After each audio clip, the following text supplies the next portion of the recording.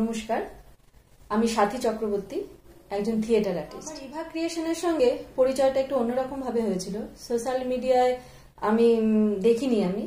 তো আমার এক পরিচিত দিদি আমাকে বলেছিলেন যে ইভা ক্রিয়েশন কাস্টিং এজেন্সি নামে একটা এজেন্সি আছে, যে তারা খুব ভালো ভালো কাজ দিয়ে থাকে, সিরিয়াল, সিনেমা, সিরিজ এসবে কাজ করে থাকেন এবং ওনারা ভালো ভালো কাজ দেন। কারণ সেই দিদির পরিচিত অনেক বন্ধু বান্ধবরা ওখান থেকে কাজ পেয়েছে, তো সেই ভরসা রেখেই আমাকে বলেছিল যে তাহলে আমরা একদিন যাই। তো আমরা একদিন গেলাম ইভা ক্রিয়েশনে।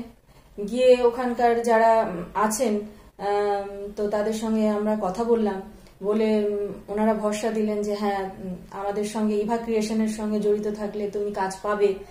আর আমাদেরকে বলেই দিয়েছিল যে ইভা ক্রিয়েশনের সঙ্গে জড়িত থাকলে কিন্তু একটু ধৈর্য নিয়ে থাকতে হবে, কারণ ধৈর্য ধরে থাকবে তাহলে তুমি কাজ পাবে ভালো ভালো। তো ঠিক আছে, সব ভালো কাজেরই তো ধৈর্য দরকার হয় একটু।